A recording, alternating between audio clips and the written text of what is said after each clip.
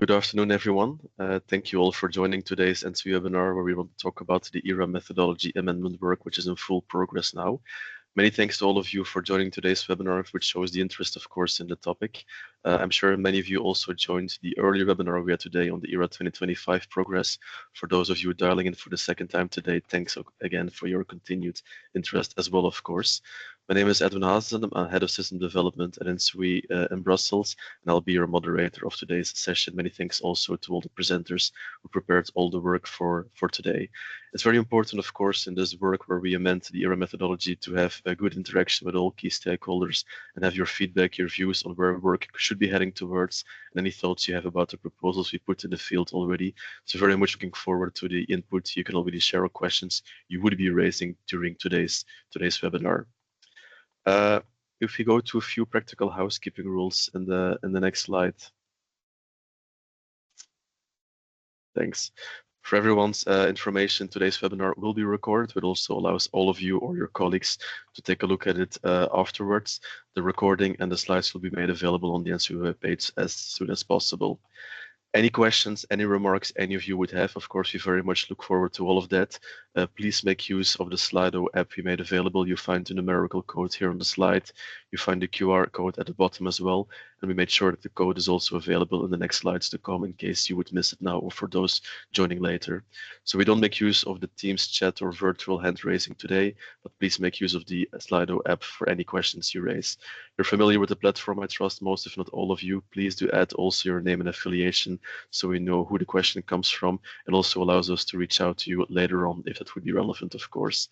Take a look also at the questions from your colleague attendees today as well. If you find anything relevant, please upvote them. It helps us to navigate towards the most interesting questions to pick them first as well, of course. We have a few presentations scheduled to start with already today. If you can go to the next slide for the agenda. I'll pass on quickly to Will Zappa from Tenet, who is the convener of all this work, to share a bit of context about why this is happening and how it fits in the overall perspective of all the ERAA work ENTSO-E is doing. Very happy to also have Alexander Glapjak from Acer here to share some interventions about the role of Acer in the process and some attention points they would have, of course. And now we go to the crux of the webinar for Will to share some more thoughts about the draft proposal ENTSO-E has put out for public consultation a few weeks ago, a consultation which is still open until end of next week, to give a bit more context, a bit of deeper insight in why some proposals were shaped in the way they are, and emphasize a bit the points on which we would very much appreciate views and guidance from all of you before we finalize our proposal for Acer in the months to come.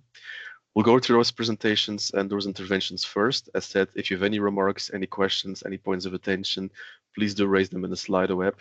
We plan to take all your questions after the interventions, so at least we can make best use of everyone's time and close by 2 o'clock as planned. Thanks again to all for joining. Without further ado, I pass on to you, Will, to give a bit more further context about the work being done. Thank you. Great, thanks Edwin, and welcome everyone also to today's webinar from my side. Just to check, can everyone hear me? All good? Okay, great. Then just as a short introduction from myself, my name is Will Zappa. I work for Tenet that does TSO, but today I'm representing ENTSO-E as convener, as Edwin said, of the task force of TSOs working to update the ERAA methodology and prepare proposals for this. It's also great and welcome from my side to see so many people here during also the holiday period and shows the keen attention for and the importance for the ERAA product. What I will do today and what we will do today is give you an update over the ERAA methodology revision process. We'll outline some key proposals from our side as we've published for the consultation, and we'll also try to address some of the questions that you have today. So jumping right in with the background, why is the ERAA methodology being updated? Well, as you know, ENTSO-E is mandated by the electricity regulation to perform the ERAA on an annual basis. And the current methodology that is used by ENTSO-E to perform the ERAA was approved by Acer in 2020. And the ERA really is the key pan-European tool for member states to monitor their security of supply. Of course, it can be also complemented by national resource adequacy assessments. And what's important here is that these national resource adequacy assessments are also based on the ERA methodology itself, according to the regulation. So here, the ERA methodology really plays a vital role in the resource adequacy framework in Europe. That being said, the current methodology, as it was approved in ERA 2020 by ESA in 2020, has proved very challenging to implement, not only at European level but also at national level in national resource adequacy assessments. The ERA plays an important role also in the security of supply framework, and in particular regarding capacity mechanisms, because member states can only introduce a capacity mechanism if they have a reliability standard which has been established according to the ESA-approved methodology for that, as well as having identified an adequacy concern either in the ERA itself or in the national resource adequacy assessment. Given, let's say, the way the ERA has been performed and also the challenges which have been observed, as part of the update to the electricity regulation, what we all commonly known as the electricity market design reform, which came into force last year, the 2024 review has led to some implementations and some key recommendations. One is that the European Commission will issue a report on proposals to streamline and simplify the process for member states to apply for a capacity mechanism.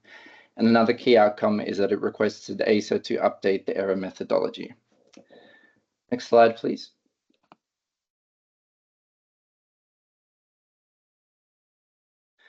So the Commission report on what we call the streamlining report, which outlined proposals for streamlining and simplifying the process for implementing capacity mechanisms, also listed several recommendations for the future ERA methodology. There were quite a number of recommendations. We just show here a few of the key ones, but there were some proposals for the scenario framework. For example, explicitly modeling only a subset of target years in the 10-year ERA horizon, an additional scenario reflecting the pace of the actual energy transition, indicators to allow a better comparison of results between scenarios, and also a greater role for a scenario variant with approved CMs, or what's also called the with CM variant. We'll come back to this later.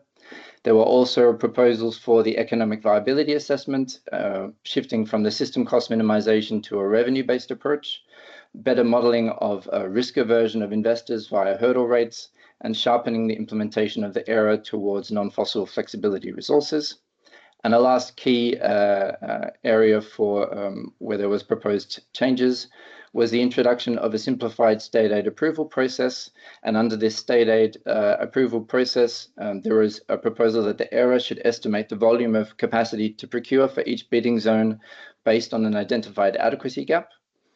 Also, that the ERA should calculate and publish derating factors for different technologies under ESA supervision, and that the ESA should calculate and publish a reference value of loss load for all member states, as well as reference cost of new entry values at EU level, which would allow for member states to establish their reliability standards more swiftly. ENTSO-E has taken into account these proposals from the Commission, which were largely reflected in the ESA letter to update the ERA methodology. And we will come back to these shortly, but what I would just like to show you now is the overall process and where we are in the ERA methodology revision timeline. We received the letter from ESA requesting an amendment, draft amendments to the ERA methodology in April.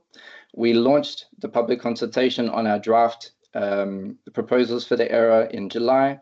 We're now in the middle of that phase. The public consultation will close, as Edwin said, next week. After that, we will take into account the feedback that we have received during the consultation, and working together also with the colleagues with ESA, we will submit a proposal to ESA by the legal deadline of the 16th of October. And on that basis, ESA will then take into account ENTSO-E's proposals and either amend or approve them, and we expect a decision from ESA in Q1 next year. So this is basically an overview of the process. We will go through in the rest of the webinar the main proposals from our side. But before doing so, I'd really like to introduce one of the colleagues from ESA, Alexander Klepak, as I think he would like to make a short intervention. So please, Alexander, the floor is yours. Yep. Thanks a lot, William, for the invitation, and also thank you to all ENTSO-E colleagues for organizing this event on ERA streamlining process. And indeed, as already mentioned by Edwin in the introduction, we very much appreciate ENTSO-E's effort to engage with stakeholders, both through the webinars, workshops, and also the public consultation that is now running. It is certainly adding the understanding on the stakeholder side on what ENTSO-E is doing right now, what are the proposals on the table, and also it makes the overall transparency stronger, I believe. And then for the, let's say, considerations about the streamlining, I also want to take a step back as William did just a moment ago to highlight the context a little bit. And indeed emphasize that here the overall direction is set by the European Commission with the streamlining report that the Commission has adopted earlier this year, and then outlining the scope of the amendment of ERAA methodology that then later was also followed by a request to ENTSO-E to introduce or to propose certain changes to the methodological framework that is behind the ERA exercise. And also knowing that it is European Commission that sets the direction, I wanted to highlight that the exercise to streamline the ERA is not a standalone project, but it is part of a larger effort of the European Commission to streamline and simplify the process for approving capacity mechanisms. So this one of the key state aid measures in the energy sector. And hence the ERA streamlining process and the objectives that it follows must be very closely aligned with this broader effort by the European Commission that is outlined in the electricity market design reform. And for these reasons, the goal remains the same. So the ERA, as before, must establish the need for capacity mechanisms, and that is key. And then, as outlined in the request for amendments, and also this is something that we are discussing with ENTSO-E on frequent basis, the changes should focus around three topics, so to speak. The first one is improving the representation of adequacy risks. And here, the key example of this change that is foreseen is introduction of trends and projection scenario. And here, as Will already mentioned, the aim is to reflect the actual pace of energy transition that may differ from the planned trajectory in the NECP-based scenario, the National Energy and Climate Plan-based scenario that we have already seen in the past ERA editions. Then the second topic is on the framework simplification, because in the end, this streamlining, apart from keeping the robustness of the ERA, is also looking for ways to simplify with all the experience that we have got after 4 editions right now, with ERA 24 approved just last week. And here changes that I can recall is limiting the number of target years, as already explained by William. Also looking for other simplifications, maybe in the weather scenarios applied in both modules of the ERA and so on. This all is up for discussion, and here we will build on the rich experience that we have from the past. And then the last topic is, I think, crucially supporting the fast track state aid process. So this proposal that the Commission came up with to streamline the approval of CMs is to fast track, introduce a fast track process. And here, what will help certainly is to look at the dimensioning of capacity mechanisms and understand what are the rating factors and capacity needs, and have this information coming out from the ERA. that will be it. I only want to encourage at the very end all the stakeholders to take part in the public consultation. It is closing in 9 days. And certainly your views, your feedback is extremely relevant for the whole process. Thanks a lot. Thanks very much, Alexander, for your intervention, and indeed we look forward to working with you in the coming weeks and months to finalize the ERAA methodology revision. Okay, then I would say we move on now to the next slide, please, Pia, where we will go through the next section where we outline some of our draft proposed amendments. Just also taking another step back and a high-level consideration that in proposing our draft amendments for the ERAA methodology, we've taken into account a number of different factors. Of course, the proposals from the European Commission streamlining report and the ESA letter are an important source of proposals, and we have taken these deeply into consideration. But at the same time, we now have 4 years of experience of performing the ERAA as ENTSO-E, as well as experience from at national level of performing this methodology. And we really see that there are a lot of lessons learned we can take into account in improving the robustness of the ERAA, as well as, clearly a need for simplifying and, let's say, streamlining the implementation.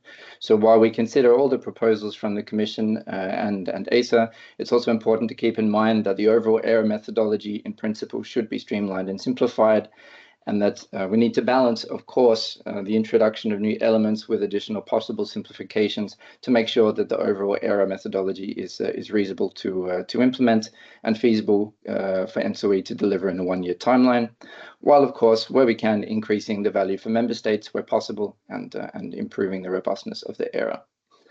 On that basis, we have made and proposed several amendments to the ERAA methodology. On the next slide, Pia, you can just see a high-level overview of these amendments. We do not have time to go through all these amendments today, but we have, as part of the public consultation, published a clean version of our proposed amendments for the methodology, as well as track changes, and really a detailed explanatory document where we outline in detail our proposals and also explain why we make and do not make certain proposals. The main proposals that we cover also reflect largely, I would say, the Commission streamlining report dimensions, such as the scenario framework, as well as the economic viability assessment. But there is also a point to discuss about the additional outputs to support the simplified state aid approval process. But also, given the experience we have as ENTSO-E, we also make some additional amendments. And a key point that we will also discuss today is around the complementarity of the ERAA and the national resource adequacy assessments, and we will touch that also today. So I would say we dive right in and also start with the scenario framework, given this is one of the central proposals from the capacity mechanism streamlining report.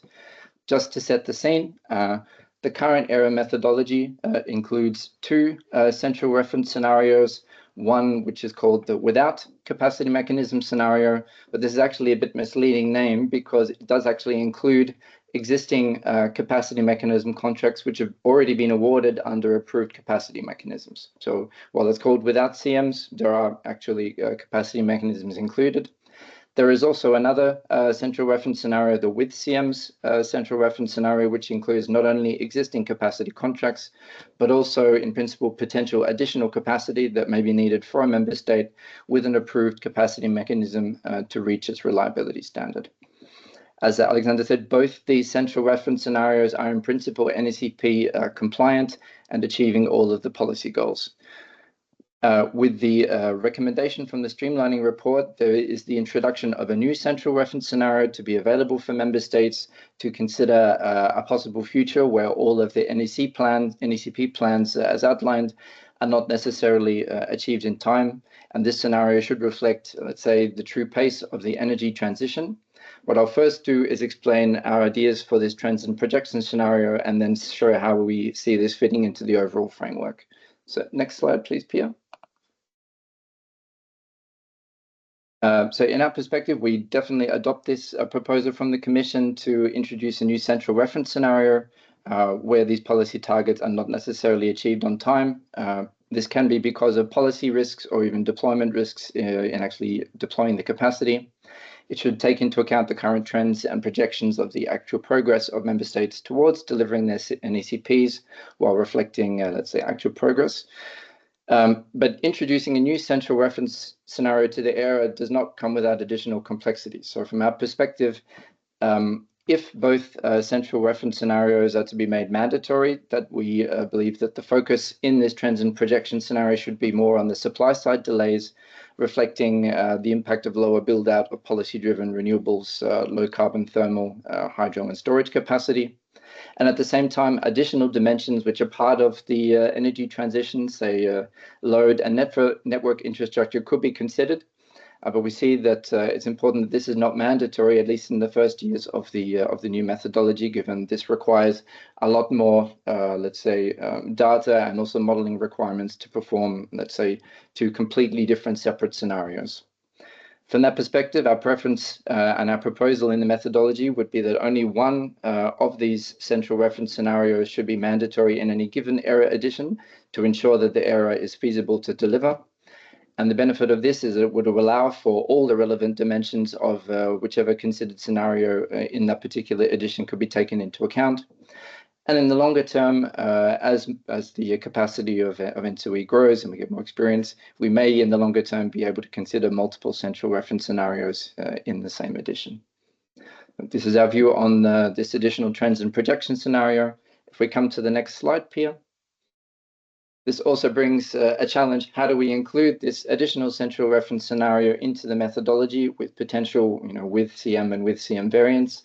And our proposal for this, you can show on the next slide. Thanks, Pia. To ensure feasibility of this, what we propose and outlined is that we would have, let's say, two central reference scenarios, which we call the baseline scenarios. This is the national plans, and which is essentially the NECP compliance scenario that we have today, along with the trends and projections scenario reflecting the real pace of the energy transition. And these would be, let's say, the baseline scenarios under which existing capacity mechanism or contracts are considered, but not any potential additional capacity needed to reach the reliability standard. And on top of these baseline scenarios, we would include in the methodology the possibility for additional what we call with CM variants, where these variants of the baseline central reference scenarios would also be able to account for potential additional capacity needed to reach the reliability standard in these member states. But you can see that with the additional complexity of a new central reference scenario, as well as possible with CM and without CM variants, we really think it's important that these with CM variants are non-mandatory to ensure that the overall ERA can be delivered. And in terms of the priority of these with CM variants, just the next slide, Pia. We have some experience from earlier ERA editions where, and so we attempted one of these with CM variants, and our experience is it's very challenging computationally to actually perform this variant. And there are some methodological questions.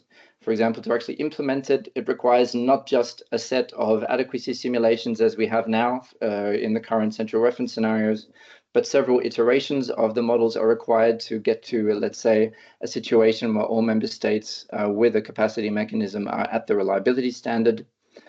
At the same time, national capacity mechanism designs are varied and complex, and it's very difficult in the ERA to capture all of these subtle differences in a robust way. Also, from a methodological perspective, actually assigning capacities to the future in additional in member states is rather arbitrary, or the risk of it being arbitrary. There could be many possible solutions which lead to, let's say, member states achieving their reliability standard, and in the longer term, perhaps none, if different member states have vastly different reliability standards. And from our perspective, making this scenario mandatory as a component of the ERA methodology would significantly increase the risk of the ERA not delivering on time, which would hinder the streamlining efforts and also could have potential implications at national level for performing national resource adequacy assessments if this becomes mandatory. So from our side, we propose that this variant is optional and only performed once certain conditions are met. This means technical feasibility and a robust methodology for performing it, on agreement between ESA and then ENTSO-E, and making sure that its inclusion doesn't hinder timely submission of the ERA. The next slide, please. An additional proposal that we have, which we've taken from the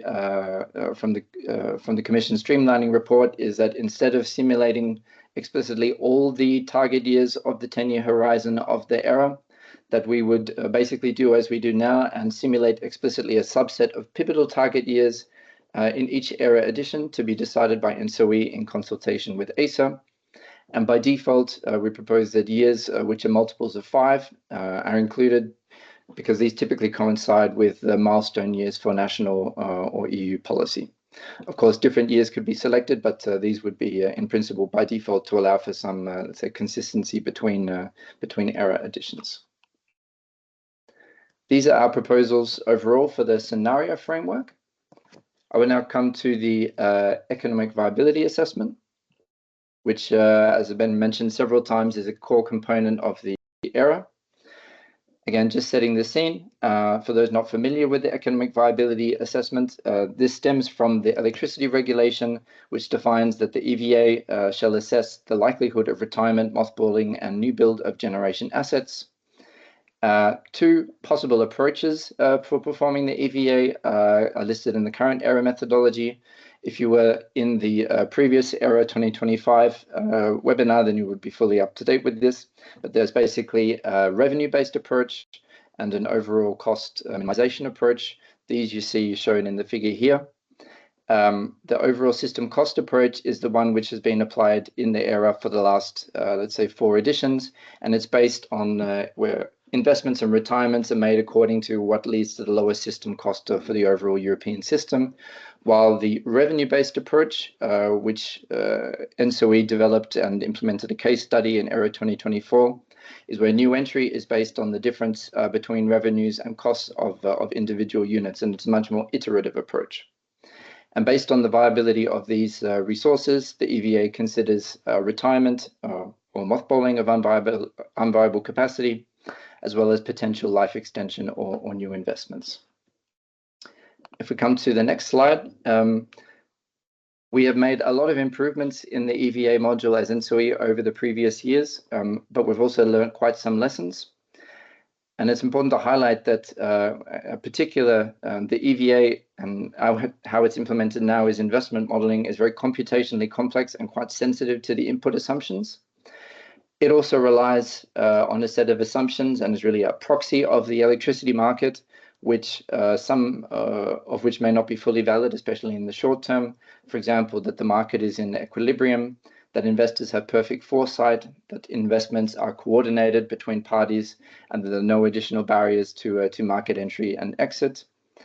Another lesson we've had is that the EVA models are currently now taken as certain, while the objective of the EVA in the electricity regulation is really to assess likelihood.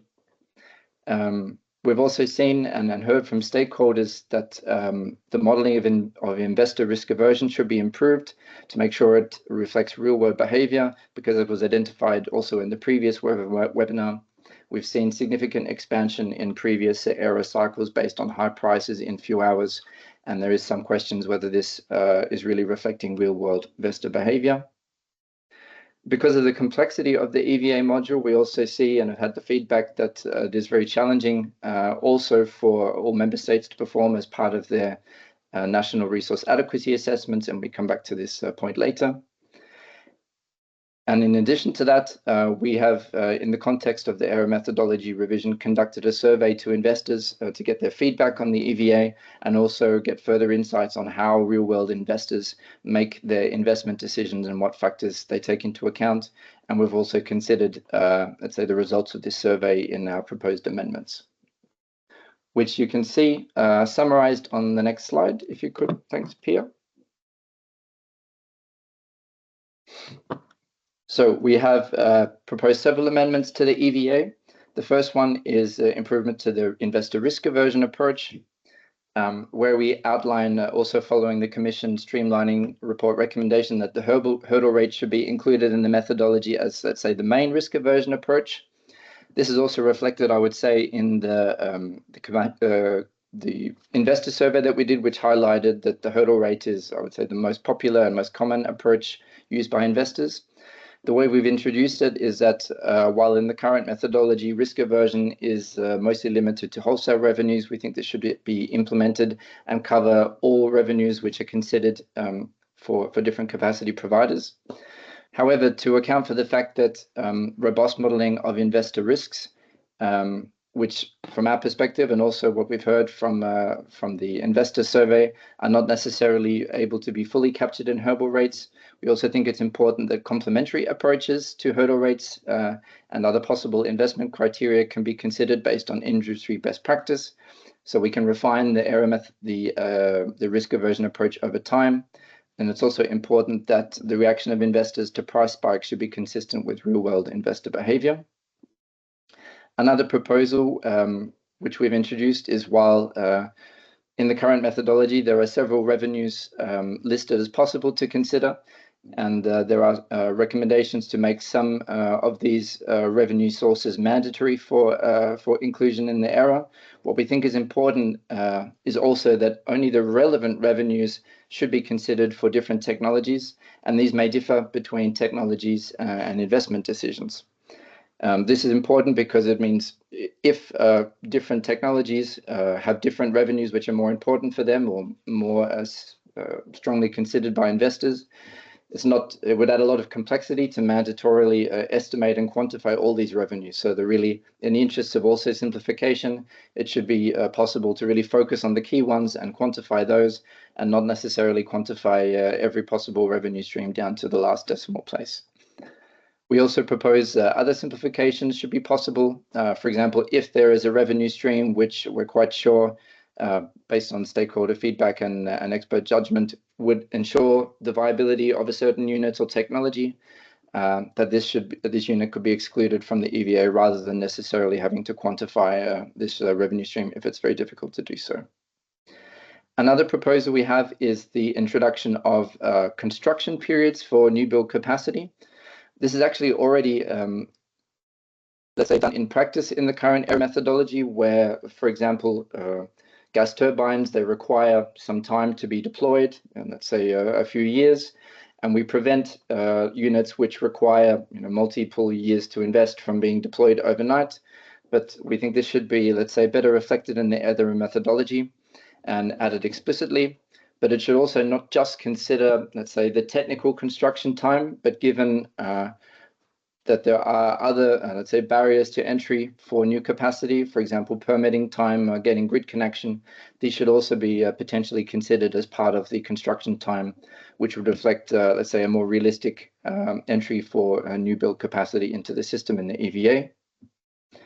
There was a request from the Commission streamlining report that the revenue-based EVA approach, as I mentioned, should become the priority versus the current system cost approach. And I think, as was presented this afternoon for the operational ERA, ENTSO-E is already developing and working towards, let's say, implementing the revenue-based approach. Our view is that this will continue, but that in principle, both options should be retained in the methodology, and in the longer term could potentially be used to complement each other. And one of the last proposals we have for the EVA is the introduction of what we call an economic viability check. And this would really be an alternative implementation of the revenue-based EVA approach, which would be introduced alongside the current investment modeling approach as an implementation choice, which could be applied either in the ERA or in national assessments. And I will just give you a short explanation of this. Next slide, Pia.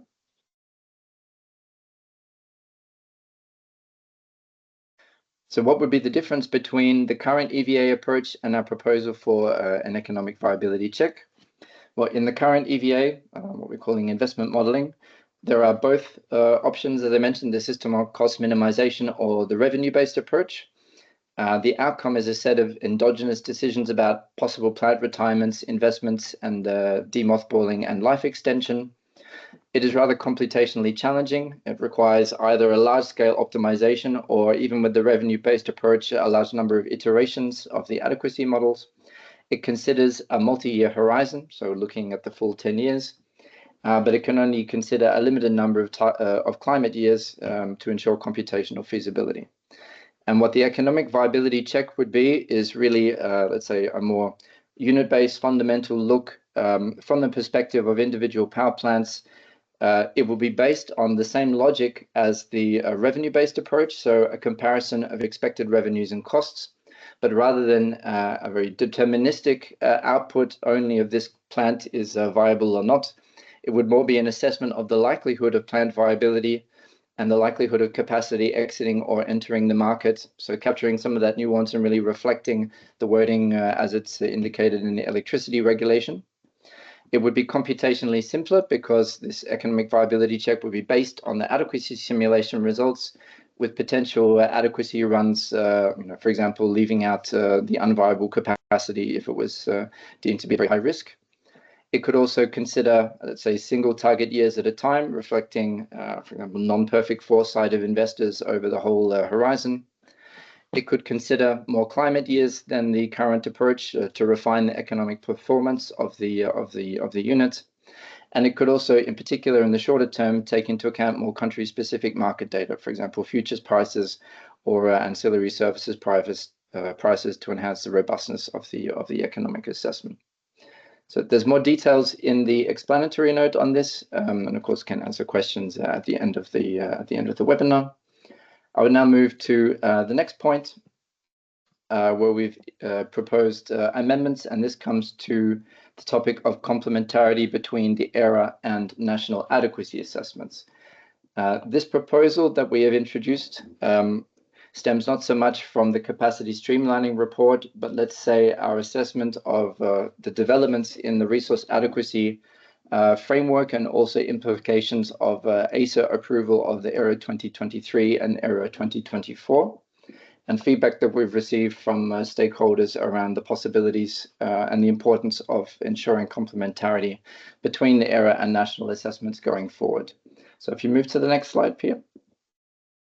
Just to set the scene again, according to the electricity regulation, we have the ERA playing a central role, but also member states are allowed to carry out national resource adequacy assessments to complement the ERA, which of course, according to the regulation, should be based on the ERA methodology. In principle, both ERA and national resource adequacy assessments can be used to identify adequacy concerns. If there is a difference, an adequacy concern identified in a national assessment, there is, according to the regulation, a role for ESA to issue an opinion on these differences, and the body that, let's say, performs the national assessment should give a reply. But exactly how adequacy concerns are identified is not in the regulation, but rather in the ERA methodology. And according to the current ERA methodology, a resource adequacy concern can only be identified if the reliability of a member state is exceeded in at least one central reference scenario. Currently, in the ERA methodology, sensitivities are not capable of identifying resource adequacy concerns. And the reason why this is important, and I'll come back to the next slide, is that there are different interpretations of the electricity regulation, and in particular Article 24.1, about which scenarios and sensitivities can be considered in a national assessment. And this has implications for, let's say, the complementarity of national assessments. So what we have at the top is the electricity regulation requirements that the national resource adequacy assessment shall contain the ERA central reference scenarios and may take into account additional sensitivities. This wording is a little bit vague because it says shall contain, but it does not say shall only contain. And this leaves the possibility for national assessments to also consider other central reference scenarios. And there are different possibilities of interpretation here. And this is what you can see on these two swim lanes, what we call A and B. And I'll go through these separately. So the first interpretation is that a national assessment must be based exclusively on the ERA central reference scenarios and can only perform additional sensitivities. Well, if that's the case, and if according to the current ERA methodology, only central reference scenarios can identify adequacy concerns and not sensitivities, there's a potential, let's say, legal issue where a national assessment can't identify a resource adequacy concern unless sensitivities can also be used to identify a resource adequacy concern. On the other hand, what we have is an interpretation B, which is on the right, which is where a national assessment can update the ERA central reference scenarios and potentially define their own central reference scenarios. If you take, let's say, another interpretation of this element of the electricity regulation. And in that situation, to identify resource adequacy concerns, the national assessment would need to elaborate their own central reference scenarios, while at the same time potentially satisfying all the respective requirements for a central reference scenario. And what does this boil down to? If we go to the next slide, Pia, we think that this is important to, let's say, for the ongoing clarity regarding national assessments and their ability to identify adequacy concerns as intended in the electricity regulation. We would propose 2 amendments to the ERAA methodology to clarify this. One would be to clarify the principle of complementarity between the ERAA and national assessment in the recitals of the ERAA methodology itself. And there we have given a proposed text where we outline the 3 options should be available to member states to identify resource adequacy concerns. These are either using the ERAA results directly, which I would say is a rather straightforward one. Of course, the second option will be starting from the ERAA. Member states could perform a national assessment which includes additional sensitivities to explore, let's say, other important country-specific or relevant national risks and uncertainties, whether these be of national or pan-European nature. And the third option could be, as we've outlined, starting from, again, the latest ERAA. Member states could perform a national assessment which fully updates the ERAA central reference scenarios based on more up-to-date assumptions, or even elaborates additional central reference scenarios, again, to explore more country-specific and relevant risks. In that context, given, let's say, this potential issue that if national assessments can only perform sensitivities, and in principle, they should be able to identify adequacy concerns, we've proposed in the methodology itself to allow sensitivities to be used to identify adequacy concerns as well as central reference scenarios to safeguard this complementarity principle. And then coming to, I think it's the last point that we wanted to outline today. And this is regarding the proposal from the Commission for additional outputs from the ERAA to support the simplified state aid approval process. These requirements for these, let's say, simplified state aid approval are listed in the Clean Industrial Deal State Aid Framework. And if you can pass along, we have considered the proposals from ESA and the Commission in the Capacity Mechanism Streamline report, looked at the CSAF requirements very carefully. But at this stage, we have not introduced any amendments into the ERAA methodology regarding the simplified state aid approval, because while we see, let's say, we support the idea of introducing a fast-track approval process for member states, we've identified some considerations which we think are important and are still discussing, let's say, in ENTSO-E and also with ESA and the Commission. And we're really looking for stakeholder views on some of these points, and I'll highlight them now. And that's that the current scope of the ERAA, as it's done now, is to identify potential resource adequacy concerns on the basis of the results, but actually addressing them is outside the current scope of the ERAA and really left to member states as part of managing their own security of supply. And we think that it's important to recognize that any potential extension of the ERAA scope should really go no further than needed to facilitate the simplified approval process without encroaching on the competencies of member states to manage their security of supply. We also see that there would be several technical challenges to estimating some of the indicators that have been proposed, such as volumes to procure under potential capacity mechanisms within the ERAA process. These are explained more in the explanatory note, but we also wanted to highlight and show consideration that the CSAF, in particular Annex 1, which outlines the requirements for the fast track, doesn't strictly require the volumes to procure under capacity mechanisms and derating factors to be computed by ENTSO-E within the overall ERAA process. That's why we think it's also important to consider, and we're looking for feedback on whether there could be other ways of facilitating the fast track process for member states, potentially outside the ERAA. And we're really looking for stakeholder feedback and views during the public consultation on these points, so we can take this into account when considering a final proposal for submission to ESA.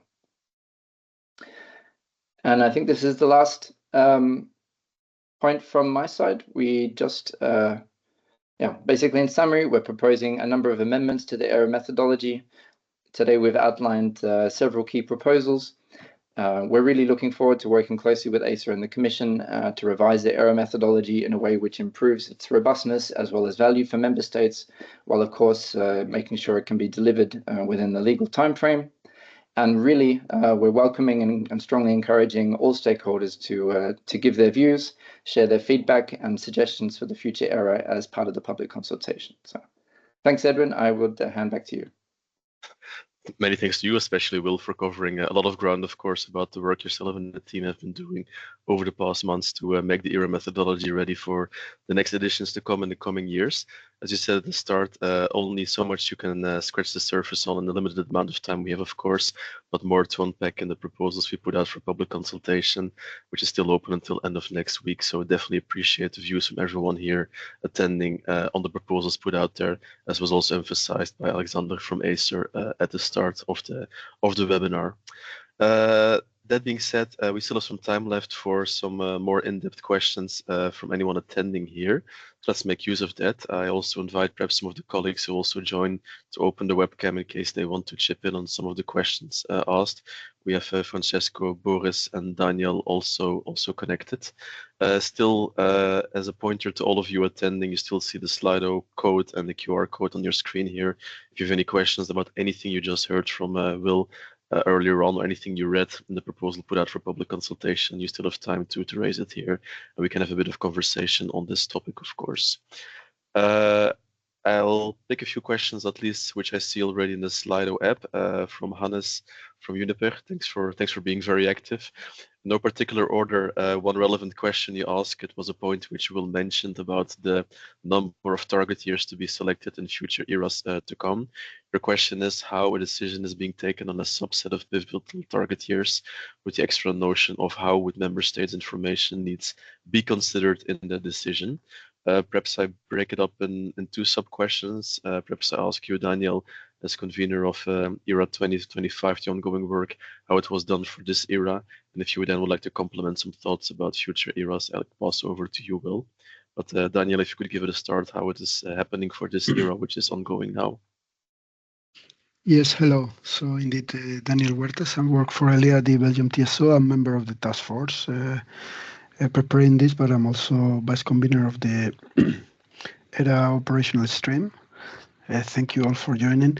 So typically, the ERA, according to the electricity regulation, the methodology, we have to cover 10 years. So typically, the choice is to take the two main pivotal years, which are now, if you take 25, will be +5 +10, so 2030, 2035. These are, let's say, also was mentioned by Will, kind of no-brainer main years, which typically also are reflected in European targets in one way or another. So this is the first choice. And then at this moment, we are performing 4. So this is a rather pragmatic choice, which reflects relevance of member states and also feedback from ACER or Commission or any stakeholders, picking them in between. So for example, currently in ERA 24, it was 2026, 28, 30, and 35. So there was a focus on taking +1, +3, if you wish, +5 and +10. And now this year for ERA 25, the choice has been 28, 30, 33, and 35. So you see that the ones in between is rather +3 and then +8. So there is no, let's say, fixed rule apart from what I just mentioned. And yeah. Thanks, Daniel. Anything you would like to add, Will? You already said something on the topic, but just checking. Just complement that in exactly which years should be picked should be, let's say, taking these 5-year intervals as default. But of course, we would consider in every edition what would be the most value likely for stakeholders in discussion with ACER. And I would expect these would also be put for public consultation. So then, of course, stakeholders can give their feedback and express their views. Yeah. Okay. Many thanks to both of you, and thanks for a very good question. Of course, it's one of the key ingredients of any era, of course. In no particular order, picking up one of the other questions we see here, it's an interesting one, again from Johannes, a question on the Commission's ambition for simplification of the CRM approval as one of the main drivers for the ERAA methodology update as well. If there's any initiatives from the Commission beyond CSAF on this point, perhaps to clarify, of course, you would have been happy to have the Commission here as well as speaker at today's webinar. Due to summer break and short notice request, unfortunately, nobody was available, but evidently would have been a question for them to pick up. I see the question is also addressed to Acer, so I'm not sure, Alexander, if you would like to say something on the topic, but I can understand if you say it's not for you to pick up, of course. Could you please reword, Edwin? Yeah, there was a question addressed if the Commission sees any initiatives beyond CSAF for simplification of CRM approvals. Yeah, this I believe is mostly for the Commission. However, the two reports, the streamlining report that we were mentioning with Will, and also the proposal that came along with CSAP on the state aid, I think those two are the main documents, but I think they not necessarily limit the Commission for further initiatives. Correct, yeah, thanks Alexander. Another question also on one of the key ingredients of any ERA, of course, the VOLA and KONE values used in the ERA itself. It's a topic we cover often, of course, in the regular ERA webinars and ongoing ERA trajectories. The question is, I'm not sure who this from is, but it's a good question. Do you foresee additional changes in the VOLA and KONE reference values used in the model, either harmonized versus national approvals? From the perspective of the ERA methodology itself, looking at you, Will, if you want to say something on the topic. Yes, sure. So I think this was, let's say, a discussion in operational area, and Daniel can also complement me. But there have been, let's say, impacts done of if you use, if national country-specific values are used, this can, let's say, lead to potential distortions in the results versus if we have, let's say, a harmonized set of cost of new entry assumptions. Let's say there are still some developments ongoing, but what we've proposed in the methodology is to allow for, let's say, either approach. If the national values are deemed robust enough, they could, of course, be used, while if it doesn't lead to ensure that there are no biases in the results, if there is a robust set of let's say, harmonized or let's say consistent values which could be used to ensure robustness of the EVA, this would also be a possibility allowed. So I think it depends in the evolution of the cost of new entry values, whether they are, let's say, updated by member states or, let's say, harmonized. And I think ESO also has conducting a study where it could be discussed in the situation of operational error, what are the most robust values to use. But we haven't prescribed anything in the error methodology revision per se. What's important is that the best values available are used to lead to the best results. Yeah. Thanks, Will. If anyone still has any question, because we still have a few minutes left, don't hesitate to still add them in the Slido so we can still pick them up. Another question I see here on the screen still is, could you elaborate on the implementation deadline for the new methodology? Statement being, I understood it to be 4 or 5 years after approval. Will, you said something about the timeline for the finalization of the methodology itself, not so much about what's to be done with it afterwards, which depends, of course, on next steps in the process. But perhaps you want to share a few more words on that very good question. Thanks. Thanks, and this is an important point. So the ERA methodology, as we highlighted in the beginning, is already quite challenging. There are elements of the capacity mechanism streamlining report which go in the direction of simplification, and for example, the simulating only a subset of target years. There's also another proposal to, let's say, remove a what is now a mandatory sensitivity for ENTSO-E to consider. So of course, there are proposals which would, in the end, lead to a simplification. There are other proposals which, on the other hand, if implemented fully and become mandatory, would increase the complexity of the ERA. That's why we think it's really important to highlight in our proposals that what the ultimate ERA methodology that we submit strikes the right balance between, let's say, streamlining and simplifying, keeping the ERA manageable, while also allowing for, let's say, ongoing developments, improvements, and refinements according to the proposals. That's why we think it's important to have, let's say, an implementation period also for the new methodology. We have for now, let's say, given 4 years because there are a lot of potential changes, and depending on what ultimately is made mandatory or optional, of course, this is to be discussed with ESO. But in terms of computational time, even just the picture that we showed with the two central reference scenarios with two, with and without CM variants, I showed 4 boxes, but there were actually, this doesn't mean there are 4 simulations. The number of simulations you would need to do for a with CM variant goes increasingly like a 3, 4, 5. So considering all these implementation efforts, we think it's we will, let's say, discuss internally about what we think can be feasible, also with the ACER and Commission colleagues, and let's say work towards let's say a reasonable implementation period based on what's finally made optional or mandatory in the methodology, and also considering the other ongoing developments in ERA, for example, the revenue-based approach and other implementations. So. Excellent. I hope that answers the question. Thanks for putting it that clearly again, Will, about what the balance is to be stroken. Okay.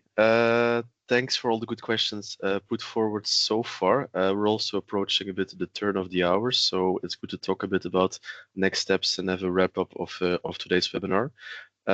Thanks again to everyone who dialed in today, at least your good participation in today's webinar, as well as the one we had earlier today on the ongoing work for ERA 2025 shows at least a continued strong interest for a product which is becoming ever more important for the wider sector, of course. As said, the intention of today's webinar was especially to give a bit more depth and a bit more space for discussion on what we put out for consultation beginning of summer, consultation which is still open until end of next week. So again, to re-emphasize what Will and Alexander said earlier, any views anyone has on what's in the proposal, what's not in the proposal, further thoughts, further suggestions, please do raise them formally in the public consultation in the coming weeks, so ENTSO-E and ACER can take them forward to come to the best possible ERA methodology, which will be instrumental for the next ERA editions to come. Consultation, which closes again, said end of next week, 29th of August. You find again here the link to the consultation page and all the documents made available. I hope most of you already had access to those. We'll already show that, of course, the timeline is quite condensed. We still aim to publish and submit a proposal to the colleagues from ACER in October.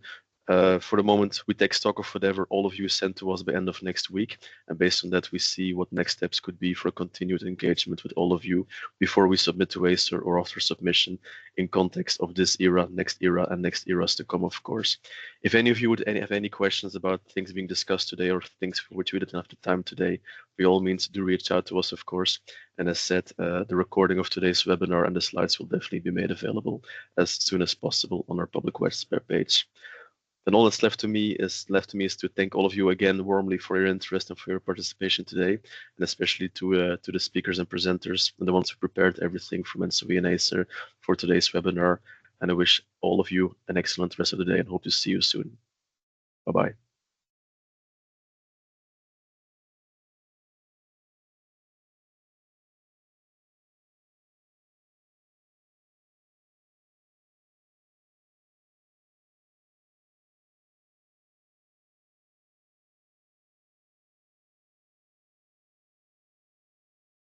Good morning, everyone.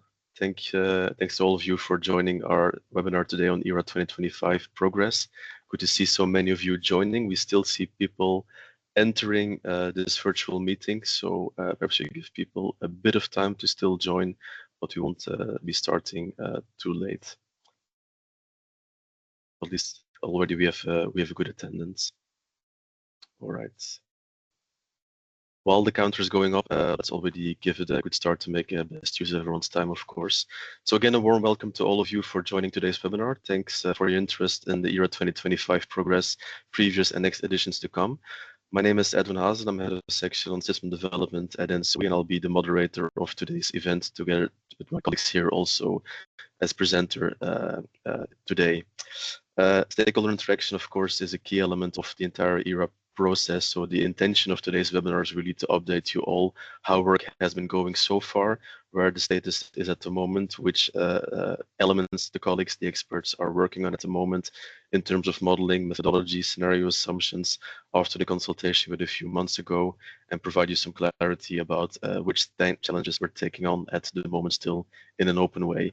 It's an opportunity for all of you, of course, to also ask questions, share feedback as well.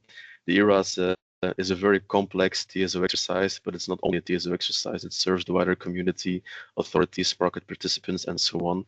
So really the intention is for us to make sure that via this webinar and other webinars to come, we have a transparent process and you can give us guidance on how we are advancing and where we can further improve.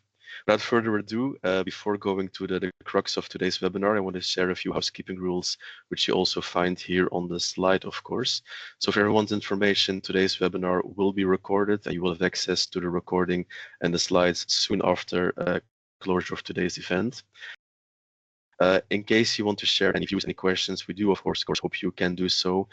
Please do not make use of the chat functionality in Teams itself, but we revert you to the Slido page, which you find here on the screen, the numerical code and the QR code to have easy access. You will find the code and the QR code still in the slides to come, so if you miss it now, you can still have it later on. If you want to raise a point, ask a question, we kindly ask you to indicate, of course, your affiliation, your name, so we know who it comes from. And of course, you have a chance to look at other people's questions and upvote anyone you appreciate to hear view on from us as well, of course. Based on that, we'll make a selection of the questions upvoted to make sure those prominent questions are being tackled by the colleagues here presenting today. If you go to the next slide, of what to expect in the coming hour in terms of agenda. So I will quickly pass on the word to Daniel Huertas, who is the co-convener of the ERAA 2025 work, to give a bit more introduction on what is happening so far and what ERAA is all about. And then we have 3 more topical elements for you on weather scenario selections, risk aversion approaches, and revenue-based EVA approaches, which will be tackled by Laura, Niels, and Oscar, respectively, who are some of our leading experts on the ERAA 2025 progress. Again, if you have any question, please make use of the Slido functionality and take a look at the questions other colleagues have been raising. We'll definitely make sure we have some time available to take your questions. And given we want to have a short, concise, and focused webinar, we plan to take all the questions later on after those topical presentations. So thanks again for all your interest. And without further ado, I pass on the word first to you, Daniel, to give a bit more the background of the ERAA work itself. Thank you. Thank you very much. So good morning, everybody. I hope you can hear me well. The audio is working fine. So indeed, Pia, please, next slide. Thanks for the introduction, Edwin, and thanks you all for joining. So indeed, I will go quickly through main background slides. Probably you'll follow some of our webinars. You will recognize some of them. Still nice to kind of remind ourselves the background. So as you probably know very well, ERAA is one of the ENTSO-E legal mandates, and this product, it is basically tailored to assess the security of supply of the electricity European system, especially considering the rapid changes that our system is undergoing in the last years regarding the different aspects that they are challenging and pushing the energy transition. So its main role is to support decision-making towards secure, affordable, and sustainable energy transition, energy system for European citizens and industries. As such, it's a pan-European monitoring assessment based on their holistic analysis according to the prescriptions of the methodology and the European Clean Energy Package Regulation. We will present you today main elements of continuous evolution of ERAA 25. Of course, this product builds on the methodology and the previous editions, and every time we both try to build on the previous knowledge and keep our robust tool up to date, but also improve it as continuously as necessary. It's very important to remind that the main purpose of ERAA is to be an effective tool for identification of adequacy risk. And last but not least, to do this assessment, you need a lot of data. And the data we use is a combination both of pan-European reference data emerging from each of the member states, reflecting the estimate view of the system, as well as some common data sets, for example, the climate database, which is, let's say, procured by Copernicus and others. So this is a combination of the main elements that we put forward. And next slide, please. So again, in concrete, the role of this forthcoming ERA will be, as any other ERAs, to assess the adequacy risk for the what we call the medium term, 10 years ahead. And then by NDP, we speak about long term, which is years later. That's why we call this medium term. For ERA 25, the pivotal years we will consider are 28, 30, 33, and 35. You see that compared to the previous ERA, the year 2033 is new. The other years have been assessed in the previous ERA. Again, as repeating, we aim to inform decision makers and stakeholders at large on the status of adequacy. There is a very specific and important role of this information of ERA regarding the introduction of capacity mechanisms by member states, which is also reflected in the European regulation and the ERA-approved methodology. And last but not least, of course, ensuring the adequacy of the European system will strengthen the European system at large, also to fulfill the European targets, notably the way to net zero and different targets which are put forward, together with other activities that ENTSO-E is also supporting regarding planning of the grid and others. So the last slide from my side, where it speaks explicitly about what we want to present you today. Next one, Pia, please. So in the framework of the continuous improvement, we would like to present you the improvements we are aiming towards the economic viability assessment, which is one of the integral parts of the assessment itself. My colleagues Laura will present you our work improvements regarding the weather selection methodology that we use. Niels will present you our work on regarding enhancement of the risk of aversion. These two are both economic viability, let's say, frameworks that we have currently. We have both a cost base and a revenue base, which are both reflected in the European methodology, in the ERA methodology. Today, so we will present you these two elements, which are relevant for both, and also we would like to give you some details about the, let's say, second method, the revenue base, and the continuous improvement that we are doing there. Since we have previously presented you already details about the base, so today we would like to spend a bit more time speaking about the revenue-based method. And with that, I think it's time for me to give the floor to my colleague. So I guess Laura will go now. Thank you. Sorry, apologies.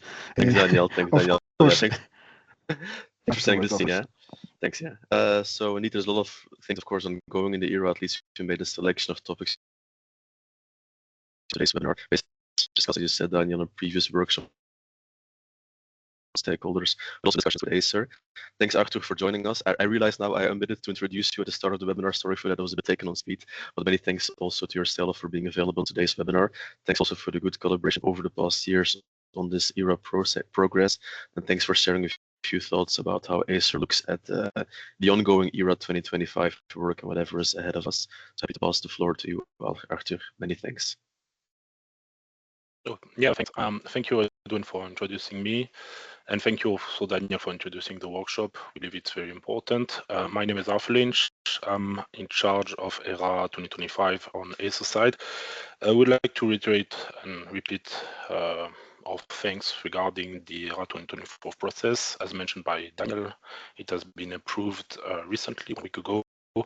This is a really great news, and we believe that ERA 2025 will build on the robust ERA 23 and ERA 2024 in order to have an approved ERA 2025. Regarding our expectation of ERA 2025, next slide for the first topic. The first topic we would like to highlight regarding expectation of ERA 2025 is an increased transparency and clarity. We believe by ensuring clarity, it allows creating a space for dialogue, inform stakeholders so that they can give info feedback and inform input to the method and the assumption of the ERA 2025. This would allow validating those stakeholders' input and help build on this feedback in order to continuously improve the ERA versions. This is especially important considering that, as mentioned by Edwin, ERA is a complex object with a lot of different assumptions and a lot of different input, and having clarity is essential for the stakeholders to understand what is going on and where does the adequacy output come from. We have specific recommendation for our suggestion for the ERA 2025. The first one is refinement of the ERA report with some more detailed description of the underlying assumption of the model used by ERA. And the second one is that ENTSO-E should provide a release note to every future ERA version so that it's easy for stakeholders to understand which input were modified, which assumption maybe was changed, or whether the model was fixed or there has been some improvement regarding the modeling of the pan-European power system.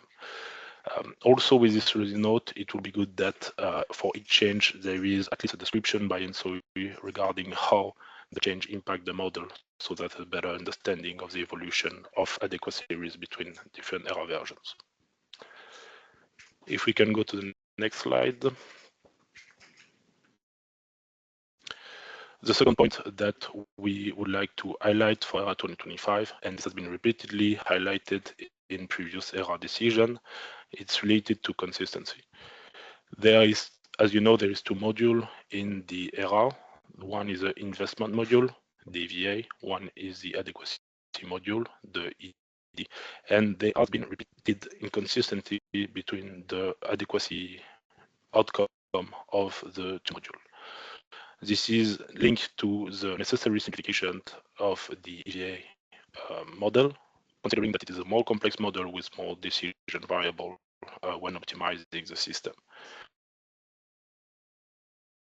We between the two modules is key to have a more robust ERA, especially as it ensures that the investment signal in the EVA are properly reflected.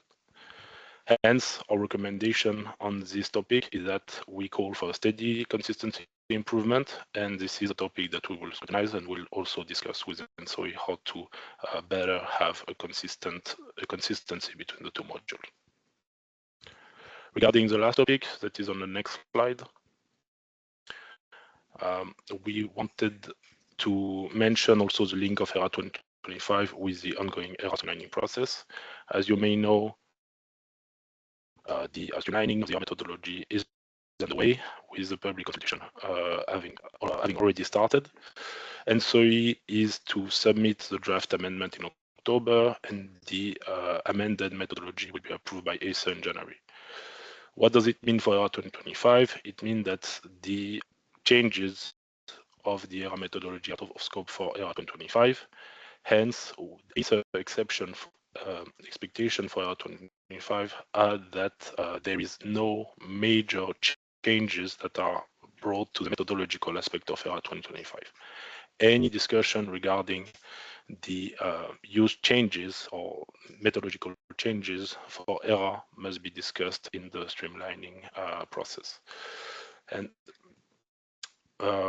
yeah, so regarding ERA 2025 expectation are pretty simple.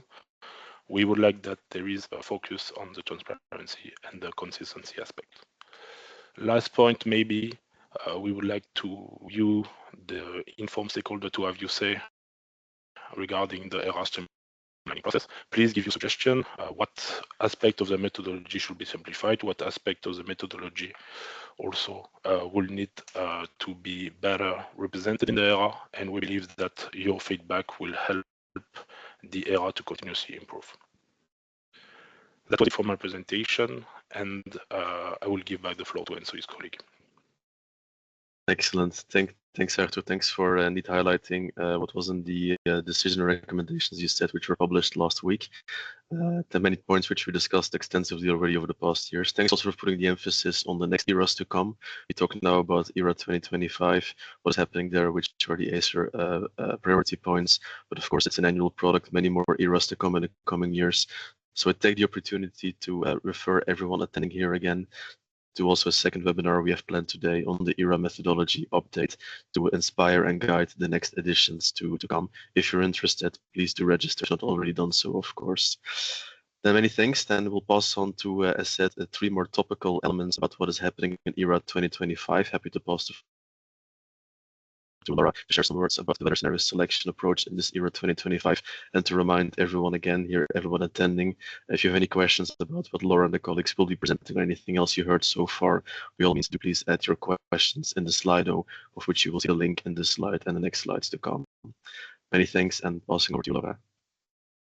So thanks, Edwin, for the introduction, and hi from my side to all the stakeholders that are joining us today. So as Edwin already said, I will continue then with the presentation with the improvement regarding the weather scenario selection approach in ERA 25. Yeah, I would like to start first with a bit of background why we actually need to select a new subset of weather scenarios for the EVA in ERA 25. And the reason why we need a subset of weather scenarios is because the EVA model is quite complex. This means that considering the full set of 36 weather scenarios coming from the PECD, so the Pan-European Climate Database, can be a bit challenging in terms of computational effort. And why do we need to select actually a new subset of weather scenarios compared to ERA 24? We will actually analyze this in more detail in the following slides, but the main reason is that there have been data collection updates and model refinements since the weather scenarios for ERA 24 were selected. Which is the goal actually of the weather scenario selection approach in ERA 25. So same goal as we already had in ERA 24. So this remains the identification of a representative subset of weather scenarios, and the approach that has been applied to reach this goal in ERA 25 is based on the so-called impact-based approach that was already adopted in ERA 24, but we have implemented some improvements that I will explain in more detail in the following slides. Let's move to the next slide now. And before describing this improvement, I would like to make first a quick recap of what the impact-based approach is. So I will not go into detail. Unfortunately, we do not have enough time in the webinar today for that. But I wanted to inform you that you can find a detailed description of this approach in the slides and the recording of the methodology webinar of last year, so of ERA 24, and of course also in the ERA 24 report. So feel free to take a look at that also. So let's explain a little bit in detail. So the impact-based methodology, so the steps, the different steps. So the methodology consists of 4 different steps. So first, we need to define a criteria dataset that will allow us to identify or to qualify a subset of weather scenarios as representative of the full set of weather scenarios, in this case of the full set of 36 weather scenarios. And in ERA, what we use are revenues from economic dispatch runs as criteria, because actually revenues are the main driver of commissioning, decommissioning, lifetime extension, and also mothballing decisions in the EVA model. The second step is that we need to generate the weather scenario subset, that is the possible combination of weather scenarios. And after we have generated the subset, we need to define the metric to score those weather scenario subsets. And for scoring, what we applied is the so-called Wasserstein metric. That is the distance between each subset of weather scenarios and the full set of 36 weather scenarios is measured as the area between their cumulative distribution functions. I know maybe it's a little bit difficult to picture this without any figure, but as I said before, please take a look if you want more information about this to the webinar of last year and also to the ERA 24 report. And the last step is after calculating the Wasserstein distances, we need to select the most representative weather scenario subset, and the most representative weather scenario subset is the one that minimizes the sum of the Wasserstein distances. So the one that is the closest, we can say it like that, to the full set of weather scenarios. So let's move now to the next slide. So now I would like to present the improvement in the weather scenario selection approach for ERA 25 compared to ERA 24. And first of all, and probably the most relevant improvement is that in ERA 25, we are using now final ERA 24 post-EBA economic dispatch net revenues as criteria for the weather scenario selection. In ERA 24, what we use were preliminaries, not final, and we use pre and not post-EBA economic dispatch results. And actually, the use of this kind of post-EBA economic dispatch results improves the expected representativeness and also consistency with the revenue distribution of later ERA 25 post-EBA economic dispatch runs, because we are taking into account already the commissioning, lifetime extension, and also mothballing decision when selecting the most representative weather scenario. And in addition, in ERA 25, we are now considering all target years and also all forced outage samples for the weather scenario selection, which also increase, of course, the representativeness and also the robustness of the weather scenario selection approach. In ERA 24, we only use the target year 2030 and a single force outage sample for the selection of the most representative weather scenario subset. So let's move now to the last slide regarding the weather scenario selection approach. Last but not least, because we can take a look here at the preliminary selection of 3 and also 6 representative weather scenarios in ERA 25 for the EBA model.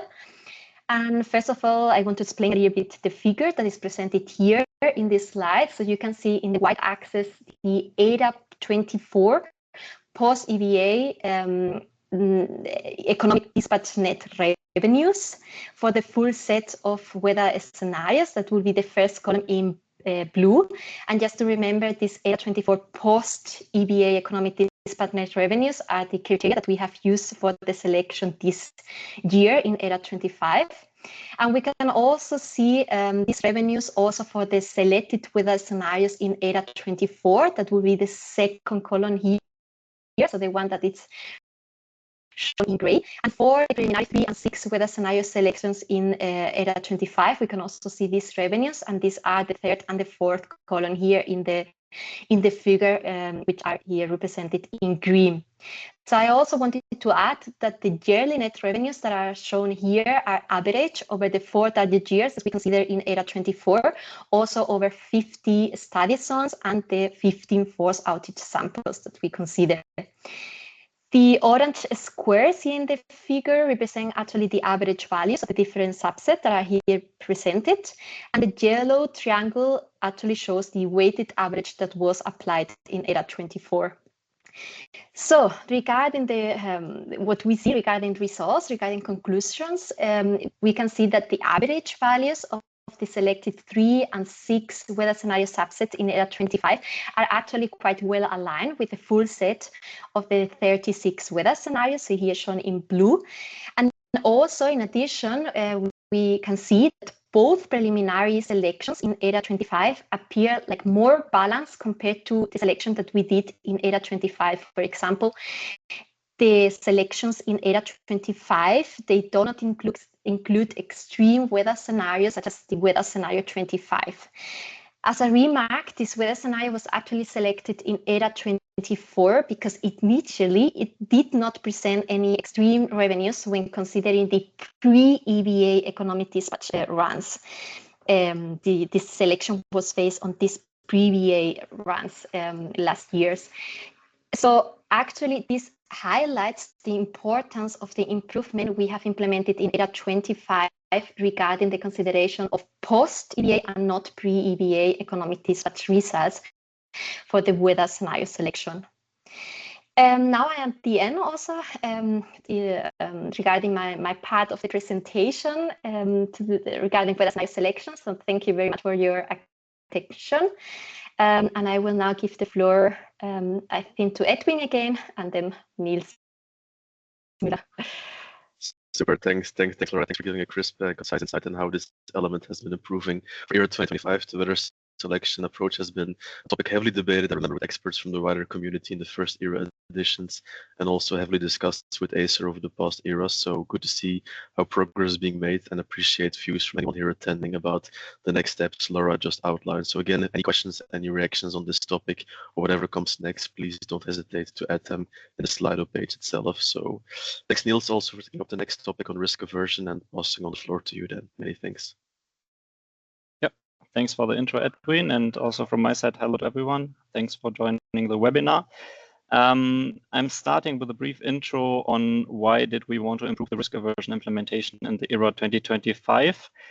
Basically, we have seen in the previous ERA cycles that we had a lot of capacity expansion, which was heavily relying on very few scarcity hours, and we received the feedback from multiple stakeholders that this is not cannot be seen as an appropriate investor behavior. In the context, it's also part of our responsibility in the ERA method that we have a proper consideration of risk management towards price spikes. So that's why this is relevant for us. And the goal with the improvement we have done this year is that we basically have a better or more appropriate investor behavior in the EVA, reflected in particular related to scarcity prices. And the two approaches that I will present on the next slides, which we came up with, are on the one hand side an update of the already existing hurdle premium, which have already been implemented in the previous ERA cycles, and on top of that, the establishment of a reduced revenue cap in the EVA. And then we can go to the next slide. In the last, Pia, the next slide, yeah, okay. Thanks. Complementary to what I just mentioned on the previous slide, we also have some additional insights now that we collected in an investor survey that was conducted in the context of the ERA methodology. And I have the answers we received there, which are also related to the risk aversion modeling. The first question on the left dealt with the question, which approaches are usually used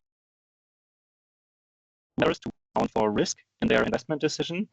We see that a large number of investors here responded that the hurdle rates, which is already part of the ERA, plays a big role, but we also see that there are some additional elements like the value at risk, which is taken into account by quite a number of investors.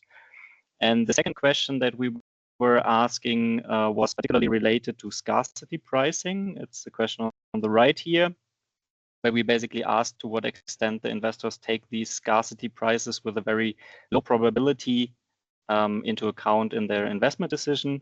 And we see that some of the investors responded that they take these low probability, high impact prices into account. However, an even larger number of investors responded that they either do not take these scarcity prices into account or only partially. And this again supported us to improve our risk aversion modeling approach. With that, we can go on the next slide, where we'll go into the two different approaches we came up with. First, on the left side, the first approach we are investigating, we're planning to have is the so-called CARA-based risk premium. It can be seen as an update of the hurdle premiums we already have in the model. And the CARA-based risk premium is based on the so-called constant absolute risk aversion approach. It's using utility functions in order to take into account the risk of investors. And what we have done here is that we use the revenues that we have obtained from the ERA 2024 models for the expansion candidates. And based on this, we calibrated the hurdle premiums with the CARA-based approach. so that we have obtained the new hurdle premiums, which you can also see on the bottom here for ERA 2025. So we have 6.9% for CCGT and 9.9% for OCGT.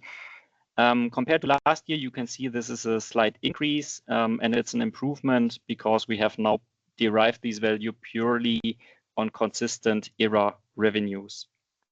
For the other technologies, such as batteries and also existing thermal plants, we did not update the hurdle premium, so we still use the old hurdle premium, also because those are less relying on these very rare events of price spikes.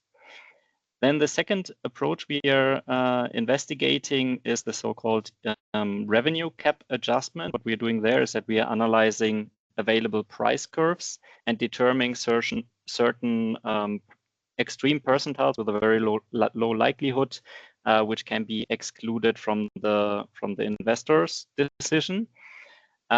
We used here two different data sources. We did the analysis based on historical price peaks we have seen in the day-ahead market, and we also used the data or the price curves that we obtained from the ERA 2024 model and did basically the same analysis.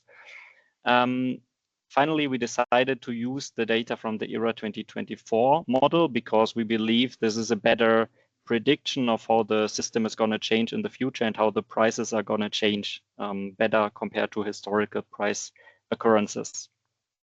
And below here, you can see the revenue cap that accordingly results for the EVA for the different target years in the table. The first one, the day-ahead market cap, is basically the market cap that is valid in the day-ahead market in the respective target year, and the EVA revenue cap is the reduced cap that applies for the investment decision. And on one of the next slides, I will then also go a bit more into detail how we came up with these values. So Pia, please, one slide further. First, some insights on the first approach, the CARA-based risk premium. What is the idea here? You can see on the left, on the x-axis, you have the net present value of an asset risk, of a risk-free asset versus the net present value of an asset which includes risk consideration. If you now have a risk-neutral investor, you see the orange line or the yellow line, where basically the NPVs are identical. However, as soon as you have risk aversion implemented in the model, the net present value of an investment which includes risk is lower than the net present value of a risk-free asset. And in the literature, you find different assumptions which can be used for the so-called alpha parameter, which basically defines how strong the risk aversion is. And we used here a value which is assumed for moderate risk aversion, which can be seen as an average investor. Pia, if you can click please once, then we can see the graph on the right. And once again, please, so we can also see the numbers. Exactly, thank you. Basically then what was done, we took the data from last year, the revenues that we obtained for the expansion candidates, which you can see exemplary here in the picture for 36 different weather scenarios. And based on these revenues and the alpha that we have predefined, we then extrapolated the new hurdle premiums for ERA 2025. And these are the values that I showed you in the previous table. This on the CARA-based approach. Now we can go to the next slide, and I close with the insights on the revenue cap adjustment. On the left side here, you can see the analysis we did on the ERA 2024 price occurrences we had from our model. You can see for the different intervals of prices, the number of observations and the cumulated probability in the third column. And what you can see here is that the more you go to the higher prices, you have a very low probability that these ones occur. And we have set a threshold here of 0.15%, meaning that the prices that occur with a likelihood less than 0.5% are not anymore taken into account by the investor. And this is statistically speaking equivalent to assuming that hours or revenues which occur in less than 13 hours in a year are basically not taken into account or are reduced taken into account. The value that we then obtain with this 0.15% threshold assumption is basically 1,000 euro per megawatt hour. This is the cap that we then applied for 2028 for the first target year, and afterwards, according to the behavior in the EOM, where we have basically an increase in the market cap as soon as the cap is hit. We also took this into account, so we have an increase over the time until 1,400 euro in 2035. This is the background on the second approach, and with this I close the topic of risk aversion modeling, and I will give back to Edwin, I believe. Many thanks, Niels. Definitely a crucial feature of the entire ERA exercise, and good to share with everyone how this is being tackled in the complex ERA methodology. Also enriched, as you say, based on several years of ERA experience, but also the feedback we got from actual investors in the sector. For example, the survey we did recently for the ERA methodology refinement, which I trust is useful for everybody to be acquainted with. Thanks, Niels. I'm pretty sure this will also trigger some questions. In the meantime, we see some questions coming in already via the Slido. Also the topic Laura presented earlier, but as said, for the sake of time, we want to push through with all the topical interventions we had planned, and we'll take everyone's questions then at the end of the webinar. So without further ado, I pass over to Oscar to share some thoughts about how the other EVA approach is progressing at the moment. Over to you, Oscar. Thanks. Yep, thank you, Edwin, for the presentation, and welcome everyone. In the next section, we are going to analyze or review which has been the improvements and the current situation of the revenue-based EVA approach and why we are testing in the current ERA study. So a bit of the background, one can see just the different topics. So why or which is the cause that we are studying this revenue-based EVA approach? Well, actually that study on the EVA has increased quite a lot in complexity over the last editions, and different costs in the EVA model leads to some simplifications in the study. That leads to a necessity or to the possibilities to analyze different approaches, and the revenue-based is one of them. So we can tackle different subjects as the reduction of the weather scenarios or the simulation of the forced outage. Based on that, on the context of the current ERA methodology, in Article 6.2, it's enabled the option to evaluate the EVA with a revenue-based assessment, and actually was already published in ERA 2024, a case study on that revenue-based EVA as a first study. The goal of that study is to reflect or to analyze the methodological option of that revenue base, which is available to that study, and assess the computational performance and limitations that we have to accommodate different elements beyond the cost-based EVA, as for instance, the number of weather scenarios that we can simulate with that approach. And in order to achieve the simulations, the approach right now is to develop a full revenue-based EVA simulation for the full pan-European perimeter built on the ERA 2024 model. So once having cleared the background of the model and the simulations, let's have a small recap on how that process works, and to have an idea on how this process is established and simulated. So in the next slide, we can see a small diagram which is summarized the process itself, iterative process that we run. So just as a general idea, we have to take into account that it's an iterative process in which we evaluate the missing money of each individual unit that we have in the system, in the whole European system. So it's quite a detailed analysis based on an iterative process that we are able to analyze individually and to modify, as it is not really a black box.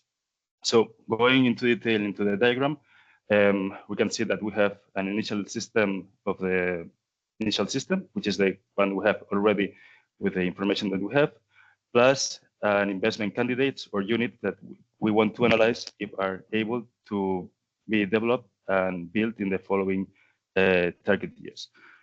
Once we have that first saturated system, let's say like that, we run a market simulation with a unit commitment with hourly data, and we get that unit's revenue for each individual unit from the initial state, initial system, and the investment candidates, and we can compute which is the EBITDA for all that units and compare it to the fixed cost. Once we make that comparison, we can evaluate the missing money for each individual unit. If the units are profitable, so there is no missing money, they will go back to the system and stays in the system. And if not, it will be evaluated by the algorithm if they should stay in the system or not, based on how far they are from being profitable. Once that system has been modified, we go back to the initial point, so the market simulation. We run again a second iteration. We obtain the revenues of each unit, calculate the EBITDA, compare it to the fixed cost, and we continue that iterative process until we get to the final system in which it is optimal with the units that are profitable. All of them are profitable, but are expanded the units that are possible to be expanded. So all of them are close to equilibrium. That's the base idea behind the simulation, but we have to take into account that that simulation will only work for one target year. But as that simulation, that study spans for 10 years, we have to accommodate that logic to an iterative loop to take into account the time variable in that sense. So in the next slide, we can see how we take into account that time variable. As we want to analyze for a time span of 10 years normally, and we are not capable of simulating each individual year, we are going to set up to select only 4 main target years. In that case, for example, we have 2026, 2028, 30, and 2035, which we are going to analyze individually and take decisions after each target year, which units we want to expand, decommission, mothball, or extend the lifetime of that unit. So as we can see in the first target year, 2026, we are going to analyze the whole future, so between 2026 and 2035. But as we move forward on time, the target years, or the years that we are going to simulate, are decreasing as our horizon just goes up to 2035.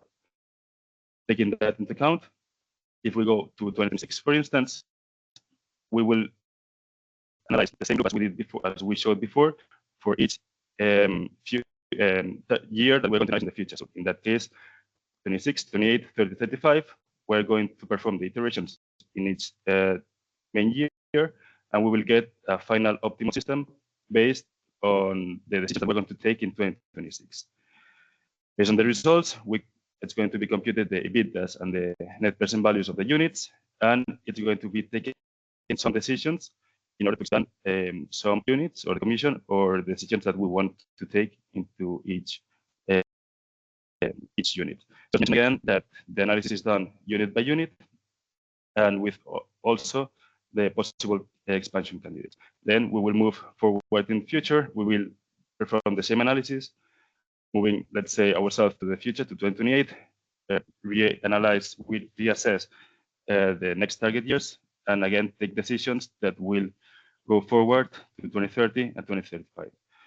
So in that case, we can, based on the initial loop iterative process that we saw before, replicate the decisions that the investors will take in each target year moving forward up to 10 years in the future.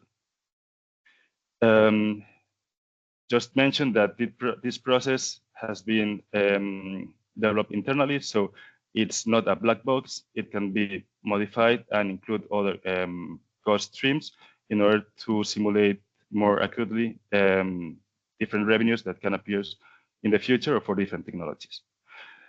Last but not least, in the next slide, we will see the current situation and the developments that has been introduced in ERAA 2025 revenue-based compared to the case study of ERAA 2024. So first of all, it has improved the decision-making logic, as we saw before. reviewing the methodological choices in order to obtain a system closer to economic equilibrium. That means that in the iterative process, the logic behind of which units should remain in the system for the next iteration has been refined in order to reach that convergence or reach that optimal system in a more accurate way and more efficiently. Also, it has been validated the computational performance and limitations that exist in the current infrastructure in order to accommodate new features. In that case, for instance, increasing the number of weather scenarios can run in parallel, so it doesn't require more computational time, but it requires more computational power, which is a limitation that we have to take into account and to tackle for future editions. Also, as we saw before, as it is an iterative process, that algorithm has been analyzed and optimized in order to find the settings in order to reach that convergence in a reasonable time, so we can perform that simulations in a time span that fits in the schedule and reaching an optimal solution, which makes it viable. And also, as has been mentioned before, it is really important to have a consistency between EVA and ED models, and that revenue-based approach will enable that process as takes the same model as a base model. Has been validated the consistency between both models, as in ERAA 2024, some elements were not considered or were simplified in order to make it computationally more efficient. But in this edition, it's been investigated all the options to tackle or that simplification that has been done in the past. So that's currently the situation on the developments on the revenue-based EVA. And with this recap, I guess we'll give back the floor to Edwin for the final conclusions and questions. Thank you.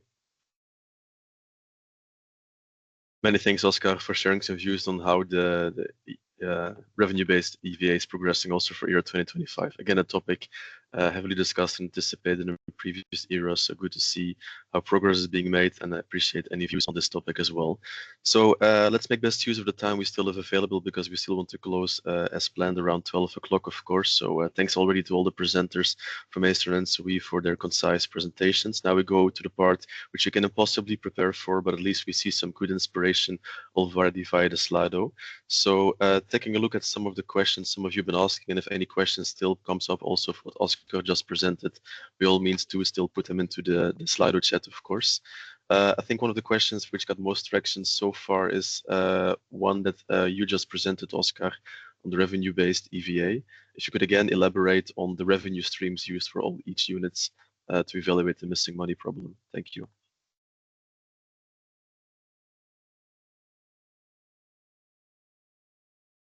Yeah, thank you. So right now we are taking into account the net revenues that we obtained from the day-ahead market in the simulations from the hourly dispatch. It's also been taken into account. Well, yeah, that's the day-ahead market is the one which are taken into account for that simulations. Yeah. Thanks. Yeah.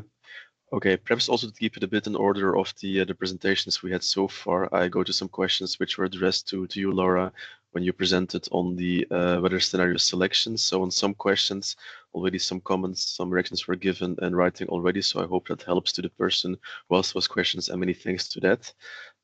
Something about the spread of the 6 weather scenarios and how averages, or as you say, the Wasserstein averages were being used. One interesting question that also came up was about if you could explain or elaborate a bit further how the weather scenario selection methodology relates to the one that is also being used in the T1EP product. And thanks to the person who asked the questions to compare both products, of course. But Laura, if you could expand a bit on that one. Many thanks.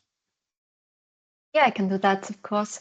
Yeah, the goal is different in both studies. So in TYNDP, the clustering related more to selecting different representative hour of the power system situations. And that's the reason why other methodology has to be implemented there, while in the EVA, so in ERAA, regarding the EVA, we are focusing of getting yearly, so weather scenarios that are representative for the yearly net revenue. So we have to consider that there are opposite goals, or not opposite, but different goals that we have here in both studies for the selection. Yeah. Thanks, Laura. Many questions still about the weather scenario selection. I'm not sure if it catches most attention or because it was the first topic we presented. But again, a question that came up and which some people reacted to is if, Laura, if you could again elaborate a bit on how the weights of the weather scenarios were selected. I think it's important for people to appreciate and understand in a nutshell. Thank you. Yeah, so the approach that we are using, so this impact-based approach, actually it aims at finding the most representative subset of weather scenario, being the selected weather scenarios actually equally weighted. So that is what we are trying to look at. So we are not like searching for weights also when selecting the weather scenarios, the most representative weather scenarios, but we are calculating the most representative equally weighted weather scenarios. Yeah, thanks, Laura. I hope that gives some more insight on the question to the person who asked this. Again, if anyone has any question, please keep it going, of course, if you don't have sufficient time. But if you do indicate your affiliation, your name, at least we have a chance to get back to you afterwards. But many thanks already for all the remarks shared so far. I perhaps pivot then to the second presentation given by Niels on the investor behavior itself. An interesting question from Hannes from Uniper. Is my understanding correct that prices above the cap are not considered in the EVA? Would investors take this unlikely event into account? How is that being tackled in the model itself? If you could elaborate a bit on that, Niels. Thanks. Yeah, it's correct. So in the investment decision, the very low likelihood events are not taken into account as they occur, but they are instead taken into account with the reduced price cap. So we don't see this very extreme prices of 5,000 euro, but we still see the reduced price cap in the scarcity hour of between 1,000 and 1,400 euro in the EVA simulation. Thanks, Niels.